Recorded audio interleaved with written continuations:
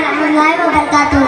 ആദരണീയരായ ഗുരുനാഥന്മാരെ, പ്രിയപ്പെട്ട രക്ഷിതാക്കളെ, എൻ്റെ സ്നേഹിതരായ കൂട്ടുകാരെ, മനുഷ്യരാശിയുടെ മാർഗദർശകനായ മുഹമ്മദ് മുസ്തഫ സല്ലല്ലാഹു അലൈഹി വസല്ലം തങ്ങളുടെ ജീവിതം നമുക്ക് പഠിപ്പിച്ച ഏറ്റവും വലിയ സത്യങ്ങളിൽ ഒന്നാണ് ഈ ലോകം ശാശ്വതമില്ല എന്നത്.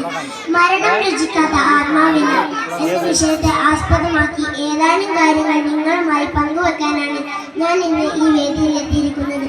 കുല്ലു നഫ്സിൻ ദായിഖത്തുൽ മൗത്ത്, ഓരോ ആത്മാവും മരണത്തിന്റെ രുചി അറിയുന്നതാണ്. വിശുദ്ധ ഖുർആനിലെ ഈ ചെറിയ വചനം മാത്രം മതി മനുഷ്യന്റെ അഹങ്കാരത്തെ തകർക്കാനും ജീവിതത്തിന്റെ യാഥാർത്ഥ്യം നമ്മെ ഓർമ്മിപ്പിക്കാനും. അവസാനമില്ലെന്ന് കരുതി നാം നടത്തുന്ന ഓട്ടത്തിനും തിരക്കിനും ഒരു നിമിഷം വിരാമമിട്ട് നാം ആരാണെന്നും എങ്ങോട്ടാണ് നമ്മുടെ മടക്കമെന്നും ചിന്തിക്കാൻ ഈ വചനം നമ്മെ പ്രേരിപ്പിക്കുന്നു. മരണം എന്നത് നാം ദിവസവും കേൾക്കുന്ന ഒരു വാർത്തയാണ്.